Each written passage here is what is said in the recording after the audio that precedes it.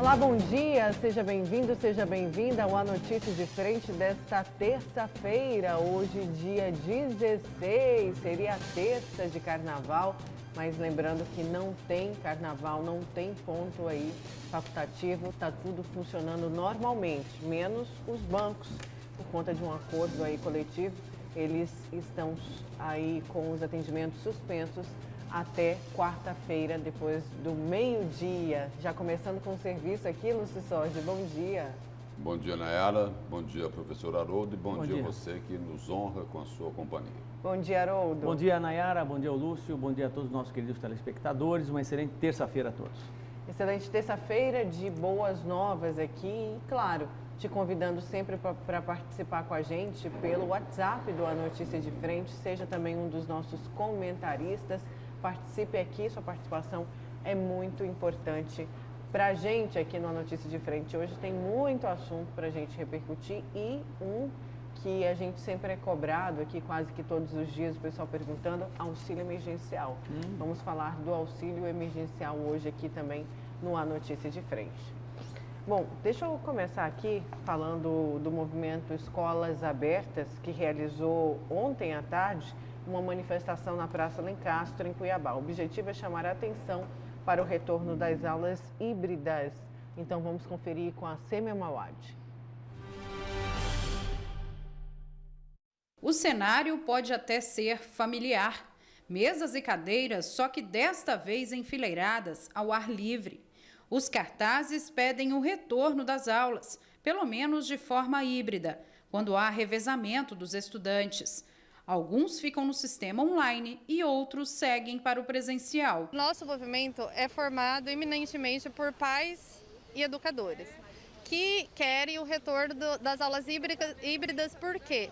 Porque ela contempla aquela mãe que não quer mandar para a escola, aquela que tem o aperto no peito, ainda com medo, ainda não segura de poder deixar o filho online, né, nas aulas pelo EAD. Então a gente não está com a bandeira de queremos aulas presenciais, nós queremos híbrido, porque inclusive no nosso grupo tem muitas mães que apoiam o grupo e querem aulas online.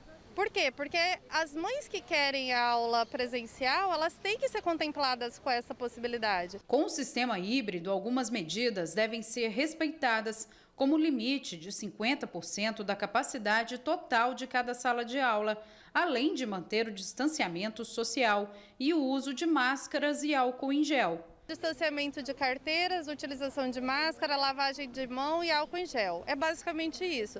Porém, as escolas cuiabanas, como sempre, como a família cuiabana é muito prestativa e preocupada, e as escolas também, eles foram muito além disso. Temos catracas com identificação já de temperatura, temos o monitoramento periódico das salas de aula, a limpeza das salas de aula em cada intervalo. Tem muita ação sendo contemplada em todas as escolas daqui particulares. Na rede pública, a retomada deve ocorrer na modalidade híbrida em abril. Já nas escolas particulares, os ensinos fundamental e médio devem retornar também no sistema híbrido a partir do dia 1º de março. Consuelo é diretora de uma escola particular e está preocupada com a evasão dos estudantes nesse momento de pandemia. No ano passado, a instituição que oferece os ensinos infantil e fundamental tinha 150 alunos matriculados. Hoje, esse número chega a 100. Ela defende o sistema híbrido. Eu sou favorável ao retorno imediato de todas as crianças às salas de aulas e adolescentes também. Quanto ao ensino híbrido, eu acho que para as escolas maiores essa sim é a solução, devido à questão da aglomeração, do tamanho das salas de aulas, mas é essencial que todos retornem às salas de aulas. E as escolas hoje, além de estarem preparadas, elas serão capazes de atender bem o seu público e apresentar soluções para todas as situações. A diretora da instituição diz que a escola vai manter todas as medidas de biossegurança para evitar a contaminação pelo novo coronavírus. Cássia não vê a hora dos 2 filhos retornarem às atividades presenciais. Segundo ela, a pandemia trouxe consequências não só para o ensino, mas para a saúde das crianças. Eu vi meus filhos piorando no nível de saúde mental. Meu filho já tem uma ansiedade leve, ele piorou muito, ele começou a roer as unhas das mãos e dos pés, entendeu? Ele começou a mutilar as pontas dos dedos de tanto roer, agitação, manipulação das mãos. O meu mais novo, ele começou a fazer um pouco de fobia social, não quer descer, não queria brincar, não queria sair de casa para nada, nem para dar uma volta com o cachorro em volta do quarteirão, ele não queria sair. Então, assim, eu vivi 2 polos opostos. E mais que isso, eu vi meus filhos desfazendo o vínculo com a escola, entendeu? Que foi uma coisa muito difícil, muito doída para mim. Eles falavam, não quero voltar. Para que voltar? Porque eles entenderam, então, que o professor era uma coisa dispensável. Para que, professor, se eu posso ter essa aula no computador? A esperança dela é que, com o retorno ao sistema híbrido, esse cenário possa ser mais positivo. Minha expectativa é de que eles comecem a refazer esses vínculos. A gente já sabe quais são, assim, como o meu caçula fez essa fobia, esse medo do se afastar de casa, eu sei que ele vai ter um problema maior de desapego. Ele vai ser uma criança que ele está indo para o 1º ano, que não vai querer ficar sozinho na escola, que ele vai chorar quando eu sair da escola, quando for deixá-lo, que ele vai, né, ele vai ter uma carência, uma necessidade de acolhimento, de amparo. O mais velho não, o mais velho tem 10 anos, está no 5º ano, ele vai querer o quê? Os amigos, correr, brincar, extrapolar essa energia toda que estava roendo as unhas dele, entendeu? Então a minha expectativa é, voltando esse convívio social, ele tem essa válvula de escape que a escola fornece isso, né? É a oportunidade que a criança tem de ter esse convívio social. Exatamente. Essa tensão houve uma desconexão muito grande entre professor, aluno, né, escola, pais. E isso na cabeça de uma criança de 10, 12, 13 anos é difícil você trabalhar isso, né? Para ela é muito difícil. Até porque a natureza humana não foi projetada para isolamento. Em hipótese alguma, não existe isso, né? É difícil você conectar e fazer com que o cérebro entenda e tenha resiliência suficiente para poder entender uma nova fase, uma nova adaptação. E os danos são gigantescos. Eu entendo perfeitamente essa mãe. Isso é uma dor que dói não só na criança, mas nos pais principalmente, vendo a mãe, vendo os filhos passando por uma situação como essa. Toda a tensão é canalizada para uma determinada atitude, que seja roer unha, roer unha do pé, da mão, transtorno de ansiedade, depressão, transtorno bipolar, quer dizer, uma série de problemas que acabam acontecendo. E é muito importante que a interação social volte a acontecer, de forma gradativa que seja, com toda a biossegurança, mas que volte a acontecer, porque realmente é uma geração sofrida, viu? Às vezes eu comparo, por exemplo, eu que tenho filha adolescente de 15 anos, eu comparo, vejo ela de máscara, né? Eu comparo a minha infância, na década de 80, com a infância dela, em que a gente passava o dia todo na rua, brincando para cá, brincando para lá, não é assim? Correndo para um lado, correndo para o lado. Década de 80. Década de 80. Eu nasci em 69, né? Então eu vivi toda a década de 70, 80 ali, né? Os anos de ouro da década de 80, em que a gente ia para a rua, passava o dia inteiro na rua, né, brincando, uma série de coisas. Hoje não, hoje eles não têm essa possibilidade mais. Acabou tudo isso, não pode sair na rua muitas vezes e não pode ir a lugar nenhum muitas vezes, né? E isso é muito doloroso, né? Eu não sei qual a expectativa para o futuro da humanidade por conta exatamente dessas distorções causadas principalmente por conta da pandemia. Pois é. E sobre isso aí, sobre essa questão, tem sempre um outro lado, né? Não é? Está aqui, ó, na capa do jornal A Gazeta de hoje, né? Aí o pessoal querendo o retorno às aulas, né? Aí é o seguinte, aí a gente vê que nem todo mundo obedece aí as medidas de biossegurança. E a manchete aqui do jornal A Gazeta, né? Numa reportagem da Elaine Mendes, é a seguinte: mais casos, internação e mortes. Olha aqui, ó. Especialista alerta para novo pico de Covid-19 aqui no estado, né? Aqui, ó, vamos mostrar aqui, ó, o Wilson Coité hoje ligadíssimo, né? Entendeu? Aí, ó, especialista de alerta para novo pico de Covid-19 no estado. E aí, na reportagem aqui da Elaine Mendes, né? Da competente Elaine Mendes, festas clandestinas no período de carnaval devem resultar em novo pico de casos de Covid-19 em Mato Grosso nos próximos 14 dias, aumentando consequentemente internações hospitalares e óbitos em decorrência da doença. A especialista destaca que até mesmo as aulas presenciais, olha aí, previstas para março e abril, podem ser afetadas devido à falta de responsabilidade social. A Secretaria Municipal de Saúde, via Vigilância Epidemiológica de Cuiabá, também teme pelas futuras consequências das festas e alerta a população sobre o risco das aglomerações. Aí, portanto, mais um alerta aí de uma especialista, né, para a possibilidade aí de um novo pico da Covid-19 aqui no estado, repetindo o que aconteceu no final do ano. E, para que ninguém me corrija, repetindo um pouco antes das festas de final de ano, as campanhas eleitorais. Lúcio, e tem uma outra preocupação também, as variantes. As variantes pela alta contaminação, muito mais rápida e também muito mais letal do que as antigas. Isso só é no registrando Brasil o seguinte, todo. em São Paulo já foram registrados 32 casos das novas variantes, 25 da nova variante brasileira, né?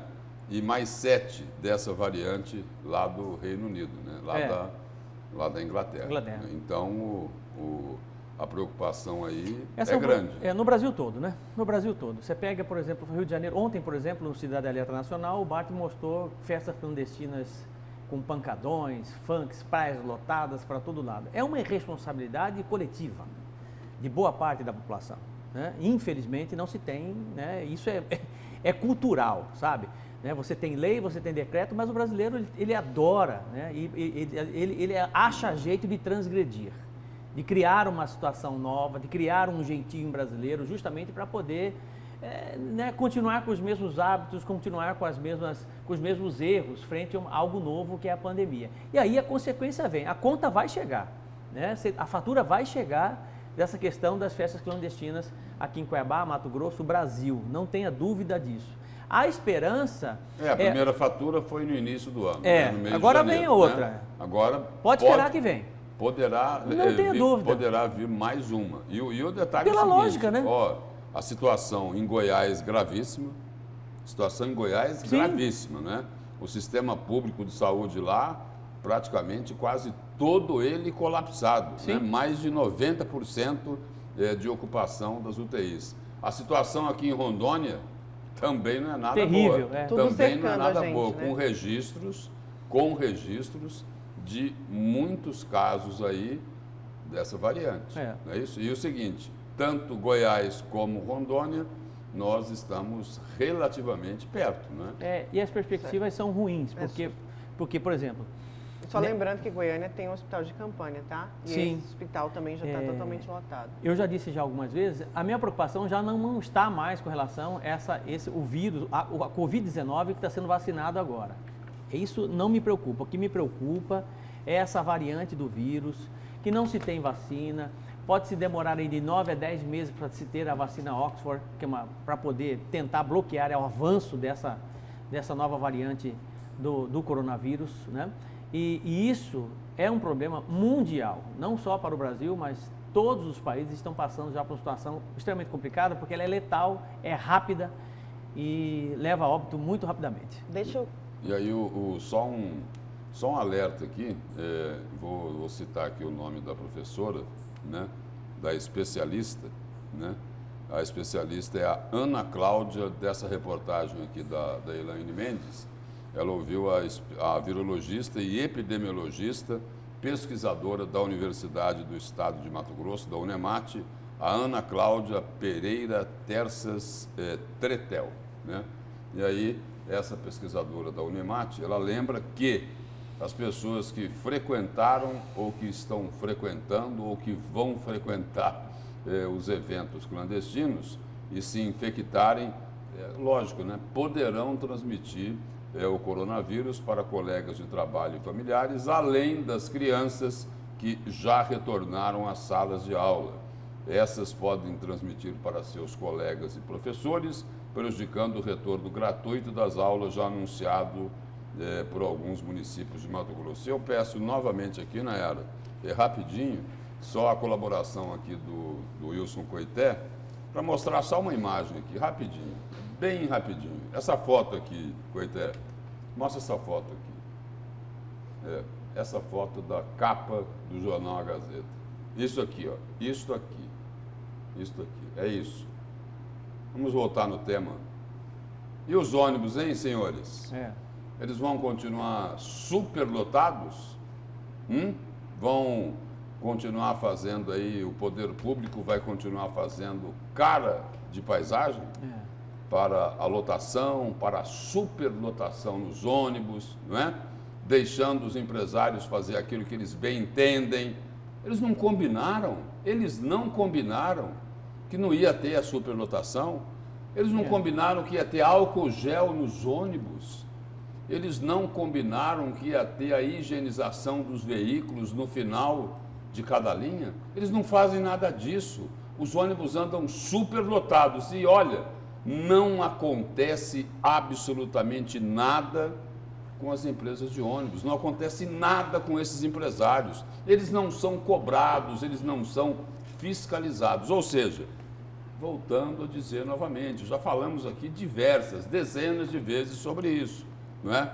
Eles o seguinte, ao invés de defender o usuário, né, proteger, né, para que evite que as pessoas se contaminem no transporte coletivo, ao invés de defender o usuário, o trabalhador, eles ficam lá, olhando e protegendo o bolso do empresário. Até quando vai continuar dessa maneira? Exatamente. Agora, com relação ao Covid-19 também tem notícia boa, né? É importante a gente ressaltar também, porque o bom jornalismo ele mostra o lado ruim e o lado bom, né? Para que possa dar uma compensada, pelo menos eu penso dessa forma. As boas notícias é que nós já temos mais uma centena de vacinas disponíveis no mundo todo, né? Já em terceira fase de análise, para cada país com o seu instituto de análise de terceira fase, aqui tem a Anvisa, nos Estados Unidos tem o FDA e por aí vai. Já temos mais pessoas vacinadas no mundo do que pessoas contaminadas com a Covid-19. Isso é um bom sinal. O Brasil já chega aí a 6 milhões de brasileiros praticamente vacinados, né? Menos um pouco, né? Em torno de 5 quase milhões isso, né? e 300, 400. Quase isso, quase isso. 5 milhões e pouquinho, né? Enfim. E tem também algo que é bastante interessante, é uma notícia que vem de Israel, inclusive o presidente Jair Bolsonaro quer submeter à Anvisa esse spray, é um spray nasal que bloqueia 100% a contaminação da Covid-19, segundo os cientistas, segundo os pesquisadores lá em Israel, que já está praticamente com a sua população vacinada e com 100% de eficiência na vacina. E esse spray ele tem uma eficiência muito boa também. Tem remédio espanhol que cura a Covid-19, comprovadamente, né? Enfim, e tem vários outros medicamentos aí que estamos evoluindo na ciência, mas para chegar aqui demora. E por falar em vacinação, por exemplo, Curitiba só tem vacina até sexta-feira. Rio de Janeiro também. Não, Rio de Janeiro é pior. Não, Rio de Janeiro para hoje ou para amanhã, né? Por falta de vacina. E a situação não precisaria estar dessa forma. Por exemplo, no ano passado, em agosto, parece, não ofereceram 70 milhões de doses de vacina para o governo federal? Ofereceram ou não ofereceram? Quem que ofereceu? O Pfizer, né? Pfizer. Ofereceram. A imprensa toda divulgou. Só que é o seguinte, naquele momento a gente estava assim, no auge do negacionismo, né? No auge do negacionismo, né? Nas redes sociais aí o seguinte, a plantação de fake news, de mentira, de absurdos, querendo o quê? Querendo fazer a cabeça das pessoas para não tomar vacina, que é o que pode resolver o problema, tanto que pode não, que é o que resolve o problema. Não só no aspecto, no aspecto sanitário, no aspecto da saúde, de proteger a vida das pessoas, mas no aspecto econômico, que é o que todo mundo cobra, não é? Quer dizer o seguinte, hoje a área econômica do governo federal está batendo a cabeça para tentar encontrar uma fórmula para reinstituir, para retomar o pagamento aí do auxílio emergencial, que deve ser por 3 ou 4 meses, num valor aí variando entre 200 a 250 reais, né? De 200 a 250 reais. Então é o seguinte, quer dizer, e aí é o seguinte, ali atrás pregaram contra a vacina.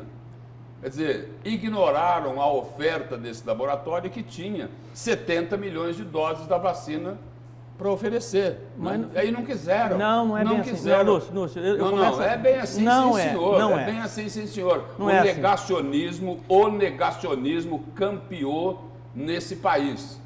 Você discorda disso? Eu discordo. Você Nesse discorda? ponto eu discordo. Não, você deixar eu falar... discorda de que foi negacionista? Nesse ponto eu discordo. Discorda por quê? Discordo do da forma com que você está colocando a questão da vacina da Pfizer no Brasil naquele momento.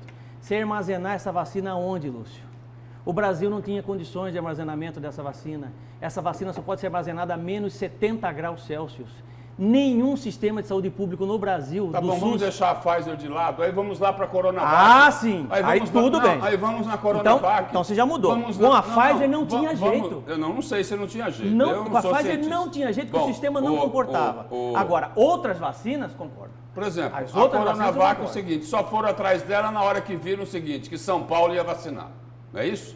Por exemplo, se o governo federal tivesse ido atrás da vacina também, a situação talvez não fosse tão grave a esse ponto. E é por isso o seguinte, que quando a imprensa coloca o dedo na ferida, eles falam assim, não, temos que fechar o Globo, temos que fechar a Folha de São Paulo, temos que fechar o Estado de São Paulo, temos que fechar o antagonista. Espera aí, é o seguinte, não pode dar notícia? Não pode ser crítico? Não, espera aí, não vem falando em fake news aqui não. Não venha falando em fake news. Porque é o seguinte, a questão não é essa. A questão é o seguinte, querem o seguinte, trabalhar dentro das conveniências, lá nas redes sociais, só falando o aspecto positivo, mas tem que mostrar o negativo. Tem que mostrar o seguinte, que o país chegou nesse ponto porque houve negacionismo. Chegou nesse ponto o seguinte, porque quiseram receitar cloroquina para combater a Covid. Espera aí, usar o dinheiro do Sistema Único de Saúde, ao invés de ir lá para comprar a vacina, para fabricar Covid, para fabricar cloroquina. Tá. Vamos para o segundo ponto. O Pfizer, então, descartamos por conta de armazenamento. Coronavac, Sinovac, não houve negligência em momento algum do governo federal, Lúcio. Espera aí. Sabe por quê? Deixa eu terminar, só terminar. Você sabe por quê? Não, só colocar o seguinte, que só foram atrás dela, foram atrás dela depois que São Paulo ia vacinar. Mas sabe quem que comprou essa vacina? O governo federal. Sim, o governo federal. 80 milhões de reais foi o governo federal que depositou na conta do Dória, desse bandido do Dória, para comprar vacina. Bom, bandido tá você entendendo? Que diz. Mas é. Não, por exemplo, eu não sou defensor, por exemplo, eu não tenho político, eu não tenho político o discurso dele, eu não estou aqui não estou defendendo o Dória, eu estou falando da vacina, né? Pois é, exatamente. Só que ele foi Ele, oportunista. Depois que ele recebeu o dinheiro do governo federal, 80 milhões de reais para poder comprar e incentivar o Butantan a produzir a vacina, ele diz que a vacina é de São Paulo. Que vacina de São Paulo, rapaz? A vacina é do Brasil, esse dinheiro que entrou lá no estado de São Paulo... Como disse Bolsonaro... Mas o governo federal botou dinheiro lá para ele fazer. Bolsonaro, entendendo? Quer dizer, aí ele vem com essa conversa fiada. Né? A vacina é do Brasil, mas eles não queriam ir atrás da Coronavac, não queriam. Foram o seguinte, porque não tinha outro caminho, não sobrou outra alternativa. Agora o seguinte, o que é que fez, por que é que chegou nesse ponto? O negacionismo. Haroldo, eles não pregavam aí nas redes sociais contra a vacina? Pregavam ou não pregavam? Pregavam. Não pregavam? Pregavam. Não pregavam? Sim, pois pregavam. Então é o seguinte, é responsável essa atitude de pregar contra a vacina? É responsável essa atitude de pregar contra a cura de uma infecção, de uma doença, Concordo. de um vírus? Quantas pessoas já foram mortas no Brasil? Quantas? Me ajuda aí. Gente, eu não... Né? Milhares de pessoas. 200 e poucas. Mil pessoas. 240 mil pessoas. Né? Aqui em Mato Grosso, mais de 5 mil pessoas. Então é isso que eu digo. Né? Quer dizer, se tivesse tido uma preocupação anterior, ao invés de ficar aí nas redes sociais, né? Com esses gabinetes indecentes, né? Como que é o nome? Do quê? Da intolerância? Sei lá, do ódio? Sei lá o que é. Né? Pregando contra a vacina, se tivessem ido atrás da vacina antes, talvez não, com certeza a situação não seria tão grave como está hoje. Aí é o seguinte, Nesse aí eles ponto, acham o você seguinte, tem que para razão. resolver o problema do país é para fechar tudo quanto é jornal, né? É para fechar a imprensa. Aliás, Nesse ponto- é o seguinte, olha, eu vou fazer um registro aqui. Eu vou fazer um registro aqui. Na ditadura militar, a censura era política. Era política. Porque é o seguinte, lá mandavam colocar uma receita de bolo na primeira página, onde tinha uma crítica, né? Uma matéria crítica que não interessava ao regime militar. Agora é o seguinte, espera aí. Agora eles não querem colocar mais a receita de bolo. Eles querem o seguinte, eles querem fechar o jornal. Eles falam em fechar. Aí depois ele fala, não, é o seguinte, olha, eu não posso fechar, é uma Porque eu sou um opinião minha. democrata. Eu sou um democrata, mas muito bem, né? Um democrata que fala em fechar os jornais, que fala em calar a boca da imprensa. Gente, isso. Então, onde é que você acerta na sua fala? Eu acho que você acerta na sua fala com relação à vacina, quando você diz assim, negligenciaram a compra da vacina, porque aquele posicionamento do governo federal mesmo, dizer o seguinte, olha, eles querem vender, eles que nos procuram. Isso aí é simplesmente inaceitável, né? Inaceitável num momento como aquele. Realmente, naquele momento, o governo federal negligenciou por conta exatamente da necessidade do país de se ter a vacina e ter que ter iniciativa mesmo de comprar a vacina, seja ela qual for, né? Enfim, esse é o ponto que realmente eu concordo, né? Dos demais eu tenho algumas divergências de opinião, mas faz parte. Bom, vamos aqui com a participação dos nossos telespectadores. Bom dia, meus lindos. Lúcio, admiro e respeito sua opinião, mas negacionismo não houve, não. Pregar contra a vacina foi até que houvesse uma confirmação da validade da mesma, porque 50% de proteção e sem a segurança da validade da vacina. Me responda, qual a validade desta vacina? Até quando estarei protegida? Não sou contra a vacina. Vai tomar quem quer.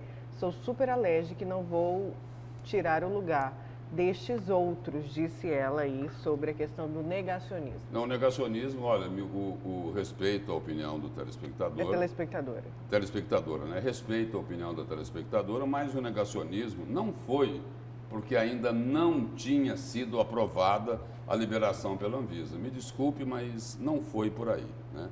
Não foi por aí. Porque é o seguinte, porque não falava o seguinte, olha, vamos esperar a liberação. Não era essa a conversa nas redes sociais, né? Não era essa a conversa na irresponsabilidade que muita gente fez, e gente importante, e governante, né? Não era esse o discurso, não era esse o discurso. O discurso era de estimular as pessoas a não tomarem a vacina. Mas também é o seguinte, não é? Quem mandou produzir cloroquina, que fez lá um aplicativo no Ministério da Saúde chamado Tratikov. Olha aqui, espera aí. Eles receitavam cloroquina para criancinha, para recém-nascido. Olha aqui, o Tratikov, olha só o absurdo. Receitava cloroquina e ivermectina, até para quê, professor Haroldo Arruda? Até para ressaca. É isso aí. Até para ressaca. Vamos lá. Não. Vamos pontuar, né? Vamos pontuar a sua fala, que eu acho que é importante. Né? Primeiro que existe uma distância muito grande em incentivar não tomar a vacina de dizer toma quem quiser. O governo federal não disse não tome a vacina. Ele está dizendo o seguinte, toma quem quiser. Quando uma coisa é muito diferente da outra. Uma alta autoridade fala assim, olha, eu não vou tomar vacina, ela está ajudando? Uma coisa é diferente da outra. Está ajudando ou não? Me responde isso. Quando um governante... Não está. Quando um governante que tem que dar o exemplo. Não, ele tinha que dar o exemplo. Tinha que dar o exemplo, claro, não é isso? Concordo. Né? Se não vai tomar vacina, fica quieto. Né? Uma coisa é o governo Jair Bolsonaro, outra coisa é o comportamento do presidente Jair Bolsonaro. São duas coisas diferentes, pelo menos na minha análise, né? Na minha análise. Com relação a ivermectina e hidroxicloroquina. O Instituto Henry Ford americano, que é um dos institutos mais importantes dos Estados Unidos, recentemente publicou de que realmente a hidroxicloroquina, não vou falar da ivermectina, a hidroxicloroquina tem um papel importante nessa questão do combate à Covid-19, né? Eu sou um professor, eu sou um leigo, mas eu acredito nas instituições e acredito na ciência, né? existe uma campanha, sempre existe uma campanha contra a hidroxicloroquina. E na prática, pelo menos os médicos que eu conheço, e que de certa forma conheço um que é especialista, que tem mais de 1000 pacientes na mão dele, aqui em Cuiabá, não perdeu nenhum, né? Trata com hidroxicloroquina. E continua tratando com hidroxicloroquina. Quer dizer, fala para ele ir para a mídia, sabe, fala isso. Você está entendendo? Não diz para ele ir para a mídia, né? então. Chamar os pacientes dele para comprovar isso. O Instituto Henry Ford, que é um instituto reconhecido mundialmente, publicou recentemente, na semana passada, um editorial mostrando, um artigo mostrando exatamente a função da hidroxicloroquina e de que forma ela atua no combate ao Covid-19. Eu estou apenas colocando aqui... O que você fala aí, professor, vai contra tudo aquilo. Não sou eu que estou falando. Que os cientistas do mundo inteiro já falaram. A Organização Mundial de Saúde, né? Ela falou, olha, esse remédio aqui não é para combater Covid. Esse remédio é para outra coisa. Não tem comprovação científica. Ponto. Essa daí é a conclusão. Essa é a conclusão. Bom, a gente já está num outro patamar de vacinação. Vamos seguir, vamos torcer para que essa imunização chegue rápido aí para ajudar a população a se livrar desse vírus o mais rápido possível. Deixa eu saber os destaques de vocês para hoje. Lúcio, qual que é o seu? Meu destaque aqui, vamos voltar lá para o Tribunal de Contas de Mato Grosso, né? Para aquele caso lá da denúncia dos conselheiros afastados, né? Inclusive, o caso do conselheiro afastado Sérgio Ricardo, né? E que envolve também o ex-governador, ex-senador, ex-ministro Blairo Maggi. A Justiça acatou um recurso, né, do ex-ministro e desbloqueou 2 fazendas de Blairo Maggi, né? Além de Maggi e Sérgio Ricardo, também respondem à ação o ex-presidente da Assembleia, José Riva, os conselheiros Humberto Bozai, Alencar Soares. É aquela história lá da denúncia, né, da acusação da compra da cadeira de conselheiro do Tribunal de Contas para Sérgio Ricardo de Almeida, ex-deputado, ex-presidente da Assembleia, né? E que teria comprado a vaga dele. Não sei, eu até perdi a conta. E uns falam que era 8, outros milhões, 10, 15, 12, né? 15 milhões de reais pela última delação aí, que foi a do José Riva. Então, meu destaque é sobre esse desbloqueio das fazendas de Blairo Maggi, que também é investigado aí junto com Éder de Moraes, com Júnior Mendonça. Agora, com como é que compra, né? Como é que compra uma vaga por 12 milhões? Como é que ninguém sabe? Receita Federal não sabe, ninguém sabe. Como é que ele faz para desviar um valor desse? É algo impressionante. Seu destaque, qual que vai ser? Meu destaque é sobre uma declaração do atual presidente da Assembleia Legislativa, Eduardo Botelho, com relação a um projeto encaminhado, ou um pedido, de certa forma, por parte do deputado Wilson Santos, de acabar com o voto secreto. Essa é uma polêmica muito grande. E o voto secreto no Brasil já vem alimentando inúmeras distorções, inúmeros problemas com consequências graves, desde a Câmara Federal, no Senado Federal, até as Assembleias Legislativas no Brasil todo e Câmara de Vereadores no Brasil todo. Por que o voto secreto é um mal para o país e de que forma o voto secreto é tratado em outros países? Eu vou falar um pouquinho sobre isso e como é que a gente poderia melhorar, de certa forma, ser um pouquinho mais democrático, né? Nessa questão do voto secreto, ou melhor, sem ele. Certo, olha, agora 6 horas 38 minutos, nosso primeiro intervalo vai ser agora, daqui a pouquinho vamos falar do auxílio emergencial aqui. Ainda tem a polêmica lá da votação da Assembleia Legislativa. E olha só, gente, o pessoal critica muito as VIs. Pois é, o Ministério Público quer derrubar a VI da Câmara. Isso mesmo, você vai saber daqui a pouquinho aqui no A Notícia de Frente.